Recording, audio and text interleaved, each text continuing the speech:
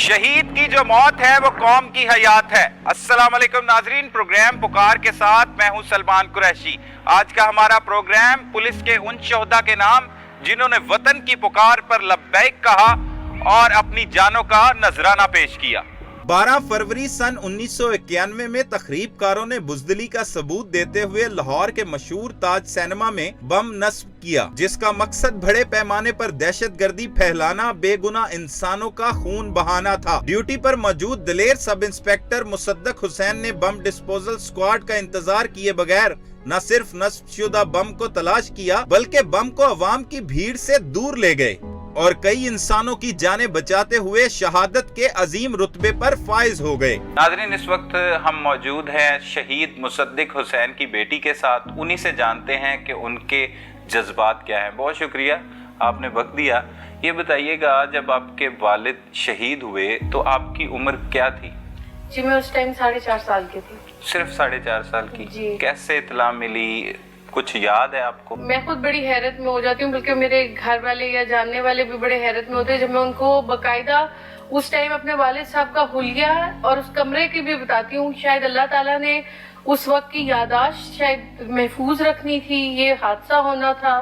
तो मतलब मुझे एक एक चीज, एक एक लम्हा उनके साथ ऐसे याद है जैसे कोई फिल्म, और वो नहीं भूलती। कैसे इत्तला मिली आपको?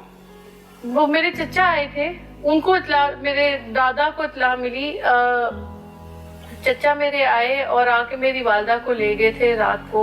सुबह हम उठे तो अजीब था कि लोग हमें प्यार भी कर रहे थे, बेचारा भी कह रहे थे। कुछ समझ नहीं आ रही थी, कुछ भी समझ नहीं आ रही थी। फिर आहिस्ता आहिस्ता बड़े हुए, पता लगा वाकया क्या हुआ था? जी, वायरलेस चली और मेरे वालिद साहब उस टाइम रेस कोर्स थाने में तैनात थे।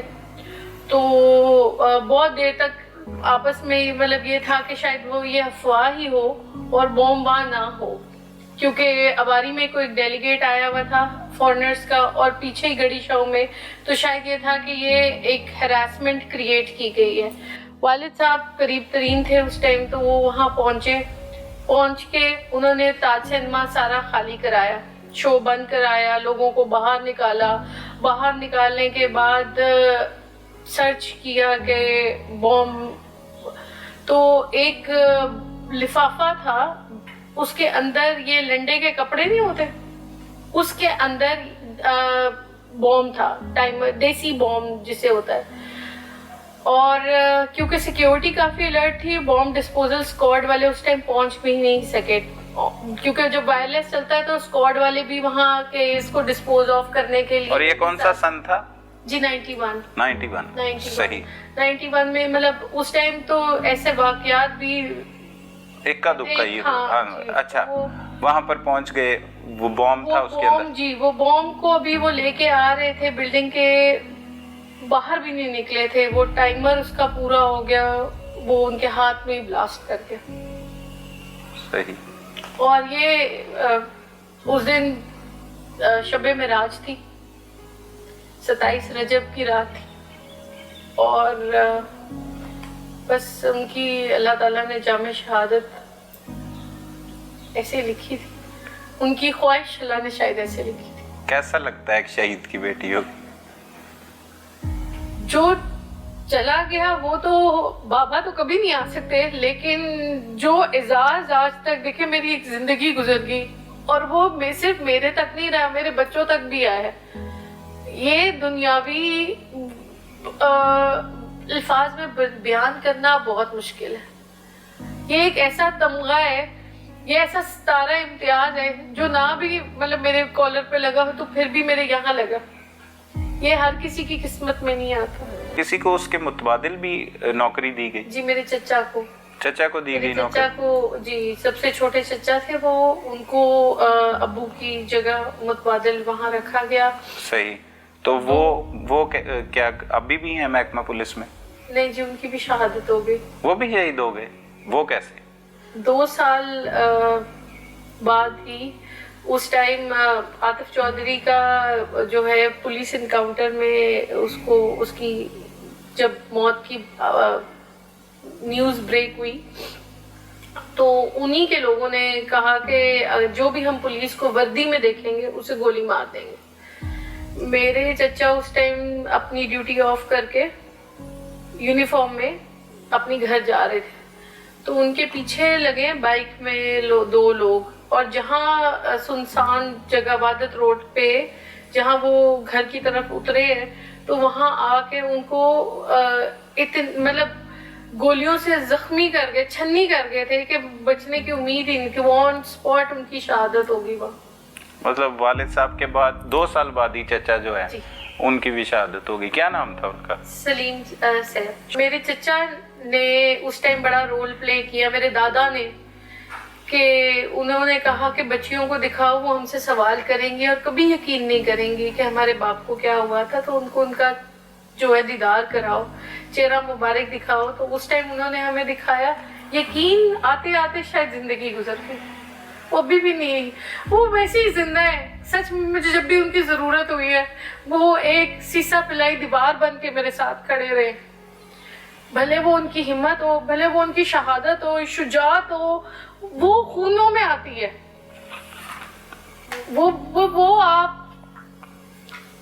वो हमारे, वो ये नहीं है कि उन तक है वो, ये चीज आप, अगर मैं उनकी बेटी, अगर तो वो सबको कहते थे कि मेरे बेटे हैं, और अल्लाह की तरफ से हम बेटा बन के दिखाए हमने, हम उनके बेटे ही बने। बड़ा वक्त गुजर गया, इतना अरसा गुजर गया कि अब आपका बेटा है और एक बेटी है। कितना, क्या समझती हैं ये बेटे को फोर्स में भेजेंगी? पुलिस के बारे में क्या ख्याल है? जैसे आपके वालिद ने शहादत नोश की, इतने लोगों को बचाया, क्या आपका क्या ख्याल है? मैं तो जी, पुलिस हमारा फख्र है, गरूर है। वो हमारे लिए, उनके लिए महाज पे, फौजियों के तो महाजों पे जाकर लड़ना पड़ता है ना, ये रोज लड़ते हैं। ये हमारे लिए रोज सर पे कफन बांध के, ये मैं वो इसलिए कह रही हूँ क्योंकि ये वो चीज है जो मैंने भुगता है और हम जानते हैं, हमारे साथ हुई है। और इनसे बड़ा मुजाहिद रोज जो पुलिस एहलकार घर जाता है, वो मुजाहिद से बड़ा मुजाहिद नहीं है। और अगर शहादत हो जाए तो इससे बड़ा रुतबा नहीं है। तो जी जरूर, क्यों नहीं। और पुलिस ने जी मेरे वालिद को जिंदा रखा है। आज तक हर साल हमें ईदी आती है, सही, उस पर मेरे वालिद का नाम लिखा होता है। ऐसा लगता है जैसे मेरे अब्बू की तरफ से आई है। तो और वो ईद उस दिन, उस टाइम ईद पूरी होती है, आप ये समझे। और अब वो ईदी का हिस्सेदार बढ़ गए लेकिन मैं उसकी फीलिंग नहीं बता सकती, मैं वो फीलिंग बता ही नहीं सकती कि देखें, जब आपके वालिद का नाम लिख के आपको एक तोहफा मिले, आपको क्या फील होएगा। इससे बड़ा उनका डिपार्टमेंट कैसे बता सकता है कि वो जिंदाओं में से है। सही। बेटा क्या नाम है आपका? जलालुद्दीन। जलालुद्दीन, बड़ा अच्छा नाम है। तो ये बताओ कि क्या सुना नाना अबू के बारे में? सुना, कहानियाँ इतनी ज़्यादा हैं कि मैं एक जगह बैठ के बयान नहीं कर सकता। इतना एजाज़, इतना फ़ख्र, इतना मैं प्राउड हूँ कि उन्होंने जितना किया, वो खुद उन्होंने अपने बच्चों को यतीम किया, मगर उन्होंने कितने और बच्चों को यतीमी से बचाया। It's big thing. और एक अलग फीलिंग है जो कि बंदा डिस्क्राइब नहीं कर सकता। जश्न आज़ादी है आज, यौम आज़ादी, इस पर क्या मैसेज देंगी? मैं तो सब अवाम को ये कहूँगी कि आज़ादी जो है वो एक ऐसा जज्बा है जो कैफियत हम दिमागी तौर पे महसूस कर सकते हैं। सबसे पहले तो आप आज़ाद हैं, इस बात को महसूस करें, क्योंकि हम अभी भी मफलूज हैं, कैदी हैं। हम लोगों ने अपनी आज़ादी को एक्सेप्ट ही नहीं किया। हम 75 साल गुजार आए हैं, लेकिन उस 75 सालों में हमने कभी भी एक दूसरे को, हम एक दूसरे के लिए फख्रिया नहीं बन सके, तो मुल्क के लिए क्या बनेंगे?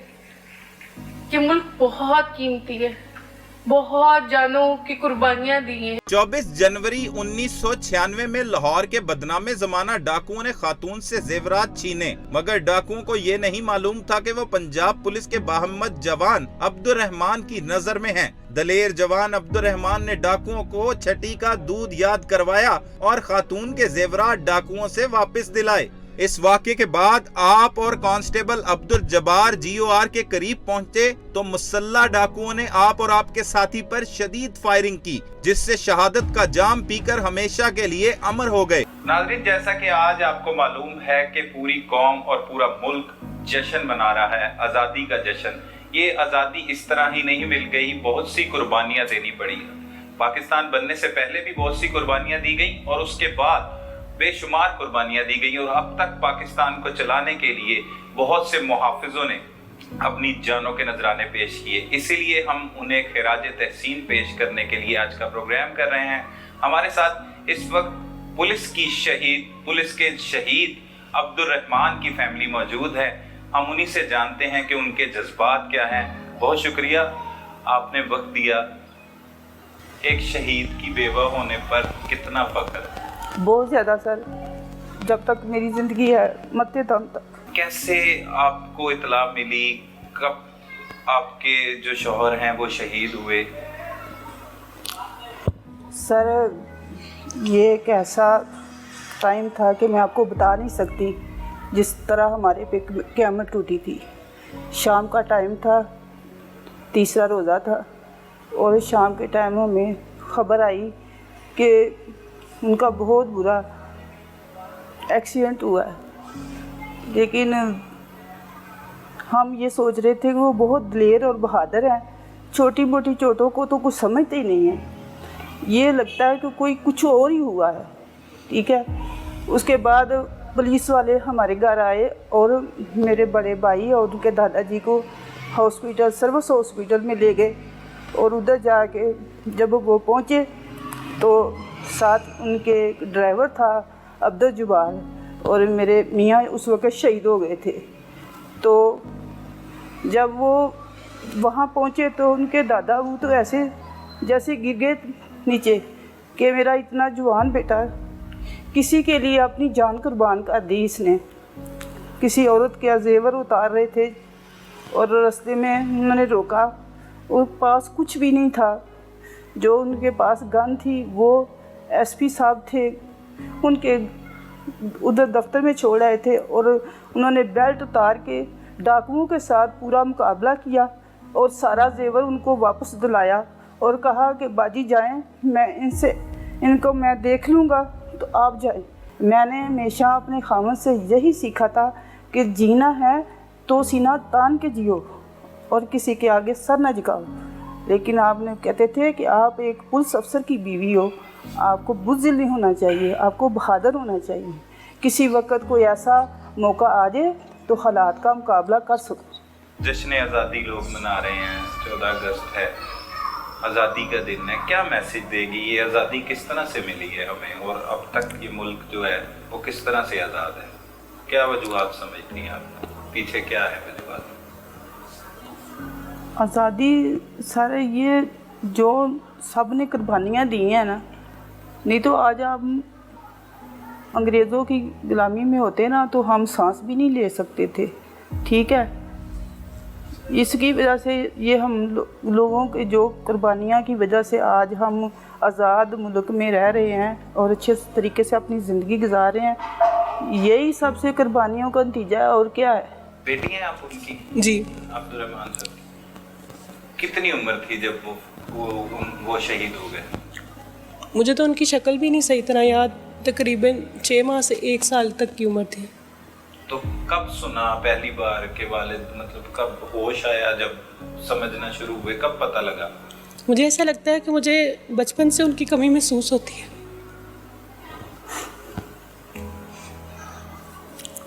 फिर पूछा कि क्या हुआ था मेरे वालिद को, जब होश में आए आप? नहीं, मुझे आहिस्ता आहिस्ता खुद ही समझ लगना शुरू हो गई थी। जब पुलिस वाले हमारे घरों में वो लोग आते थे तो मैं अपनी अम्मी से पूछती थी कि ये लोग क्यों हमारे घरों में आ रहे। तब फिर आहिस्ता आहिस्ता जैसे जैसे बड़े होते गए समझ लगती गई। फख्र हुआ वालिद पे? आज भी है। ज़िंदगी में पहली दफ़ा ये 10 मुहर्रम को मैं कब्रिस्तान गई थी। मैंने अपने अब्बू की कब्र देखी। मैंने अपने दिल में उनसे बहुत सारे अहद किए कि जिस तरह आपने इस मुल्क का नाम रोशन किया है, मैं भी कोई ना कोई कोशिश करूँगी और अपनी कोई ना कोई कंट्रीब्यूशन इस मुल्क के लिए करके जाऊँगी। आप बहू हैं जी हाँ। शहीद अब्दुर्रहमान जी हाँ साहब की। जी बिल्कुल।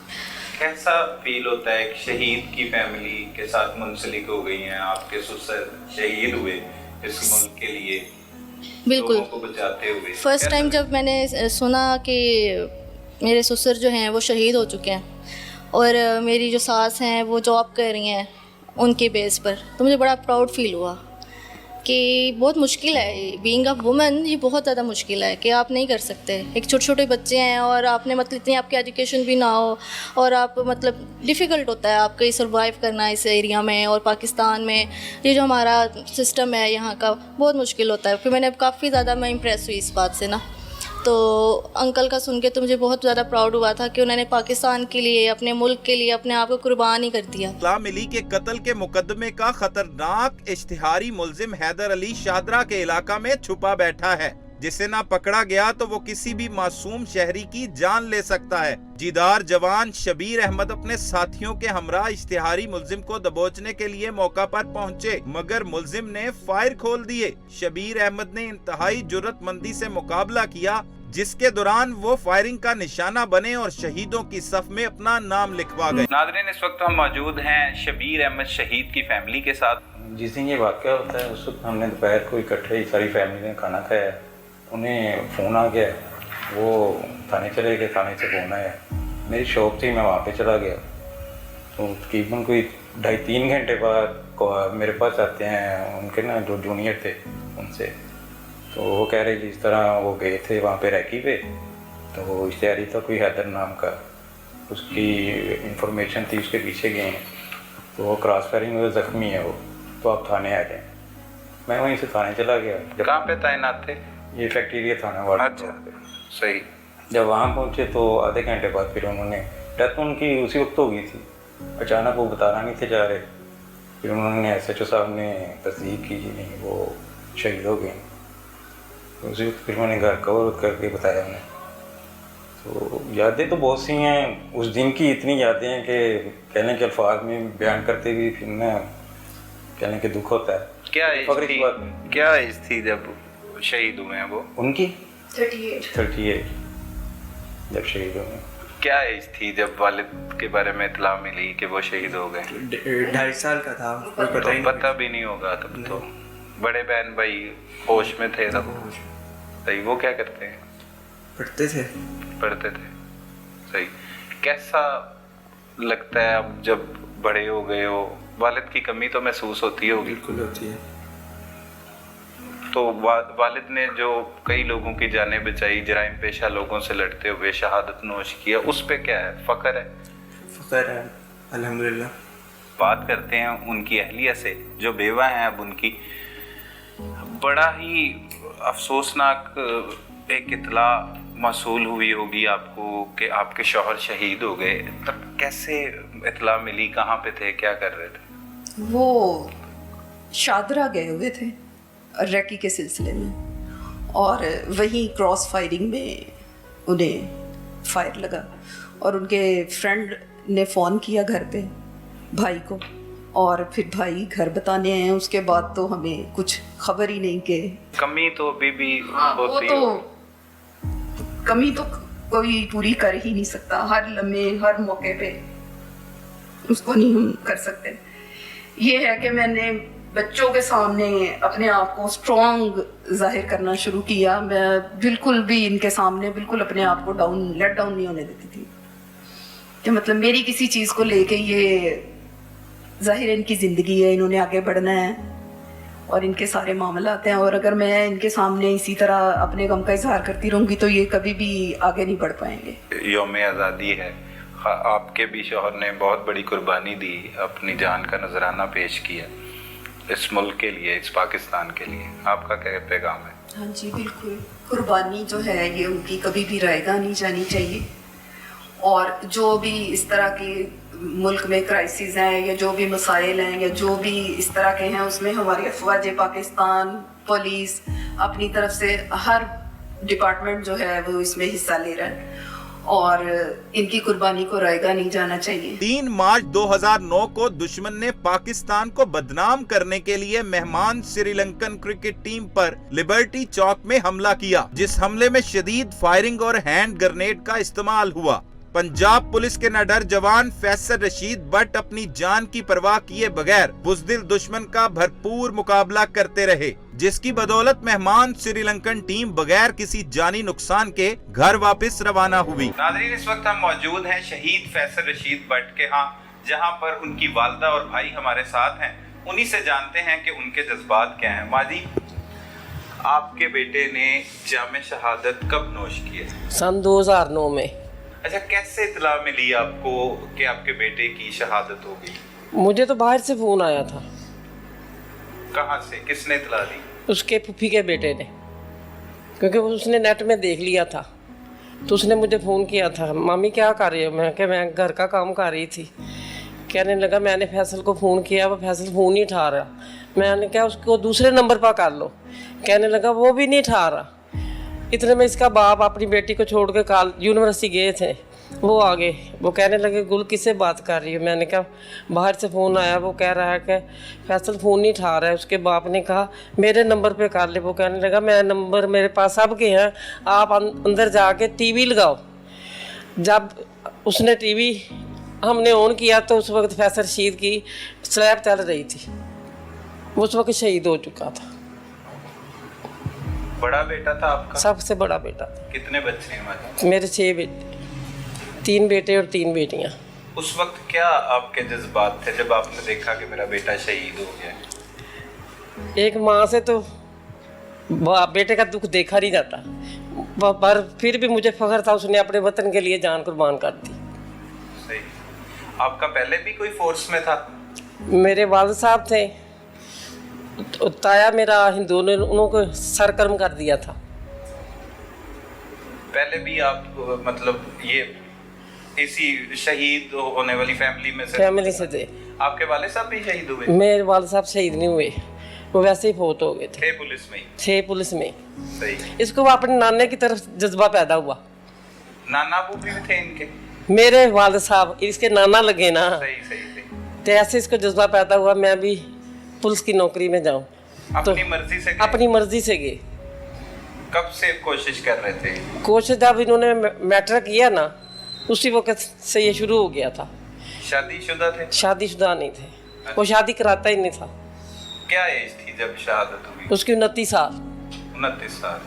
19 साल का वो लग गया था, 29 साल का वो शहीद हो गया था। 10 साल नौकरी की। पहले पंजाब पुलिस में थे कि लीड फोर्स में? पहले पंजाब पुलिस में थे, फिर आस्ता आस्ता तरक्की करके वो लीड फोर्स में चले गए। वो खुद ही हर तरफ चले जाता था, उसकी दिली ख्वाहिश होती थी। शहादत का भी कोई? शहादत का इसलिए उसके जज्बा था। वो जब देखता था कि मुल्क के लिए लोग इतने कुर्बान हो जाते, मैं भी कुर्बान हो जाऊंगा, कोई नहीं। पर उन्होंने श्रीलंका की टीम को बचाते हुए शहादत पाई। इसमें कोई शक नहीं, हमारे पाकिस्तान को बचाया, उसका नाम रोशन किया। उसने कहा कि जब मैं यहाँ से भाग गया तो हमारे वतन में दोबारा कोई टीम नहीं आएगी, मैं सीने पे गोली खा लूँगा मगर भागना नहीं। उसने सीने में 13 गोलियाँ खाई, भागा नहीं। उस वक्त जब इतला मिली तो आपको यकीन आ रहा था या? नहीं, मुझे यकीन आ गया था। यकीन आ गया कि शहीद हो गया। माजी, एक बड़े हौसले की बात है, एक माँ का जवान बेटा शहीद हो जाए वतन की खातिर, और वो इसी जज्बे से। आपका क्या मैसेज है? 14 अगस्त है, यौम आज़ादी का दिन है, क्या कहेंगे? वतन के लिए तो मेरे 10 बेटे भी हो, मैं वतन के लिए कुर्बान कर दूँगी। ये इज्जत उसी ने मुझे दी है, उसी की वजह से? उसकी वजह से। सही। उस फैमिली कोटा होता है एक। आपके बेटे की शहादत के बाद किसी को पुलिस में गया कोई? ये मेरा बेटा गया। पुलिस में थे? पुलिस में चले गए। अच्छा भाई, आप बताएं कि आपको कैसे इत्तला मिली आपके भाई की शहादत? वाक़ये से एक दिन पहले हम लोग शादी पे थे, मेरे ताए के बेटे की बेटी की शादी थी। तो रात को हम लोग शादी से वापस आए तो सुबह वो फ़र्स्ट टाइम ड्यूटी पे चला गया तकरीबन 6:30-7 बजे के करीब। तो मैं सुबह ही मेरे ख्याल से घर में आया था तो मैं आके सो गया था। तो तकरीबन 8-8:15 बजे के करीब फूफू के बेटे का फ़ोन आया। तो फ़ोन अम्मी ने अटेंड किया था तो मैं सोया हुआ था। अब्बू आए तो इतनी देर में अम्मी उनसे बात कर रही थी तो उन्होंने बताया कि इस तरह के आपके लाहौर टीम पे, श्रीलंका टीम पे अटैक हुआ है। तो फैसल की ड्यूटी भी वहाँ पे थी, आप उसको फ़ोन करके पता करो। ये किसने कहा? वो इटली से मेरे वो फूफो के बेटे ने, कि वो उसको फ़ोन करके पूछो वो कहाँ पे है। एटलीस्ट उन्होंने फ़ोन शोन किया हुआ था, उनका फ़ोन अटेंड नहीं हो रहा था। तो इतने में अम्मी ने मुझे उठाया कि अपने भाई को फ़ोन कर, कि इस तरह फ़ोन आया है। तो वो फ़ोन नहीं उठा रहा। तो मैंने जब फ़ोन किया 1-2 बार रिंग्स हुई तो किसी ने अटेंड नहीं किया। फिर लीड के किसी दूसरे जवान ने फ़ोन उठाया तो उसने मुझे बताया कि जी यार तेरा भाई शहीद हो गया। तो बस फिर घर में अफरा तफरी का आलम हो गया। दोस्ती थी उनके साथ? दोस्ती, लेकिन वो एक जो सी भाइयों में होती है उस लेकिन स्ट्रिक्ट किस्म की। अच्छा। कि उसने हमें घर से बाहर दूर नहीं जाना, कि उसका एक रोब दबदबा अपने बाप की तरह था कि घर से ज़्यादा दूर जाना है तो फिर डांट डपट का सिलसिला जारी रहता था। कि दूर कहीं चले गए हैं तो उसने कहा क्यों गए, ये जो भी हमें जैसे आप लोग आए हैं ये हमारे भाई की वजह से ही है कि आज हमारे दुनिया में हमारा नाम जाना जाता है फैसल रशीद भट्ट की वजह से। कि वो हमें इतना लोगों के, खुद तो लोगों के दिलों में ज़िंदा है लेकिन वो हम लोगों को भी लोगों को दिलों में ज़िंदा करके चला गया। हमारा खून भी शामिल है तज़य्युन गुलिस्तां में, हमें भी याद कर लेना चमन में जब बहार आए। नाजरीन, आज शोहदा की फैमिली से आपको मिलवाया जिन्होंने मुल्क की सरबुलंदी और वकार के लिए अपनी जानों का नजराना पेश किया। हमारे प्रोग्राम का मकसद इन्हें खिराजे तहसीन पेश करना था। जो कौमें अपने शोहदा को भुला देती हैं उनका नामो निशान भी मिट जाता है। अपने मेज़बान सलमान कुरैशी को इजाज़त दीजिए। अला निगहबान, पाकिस्तान जिंदाबाद।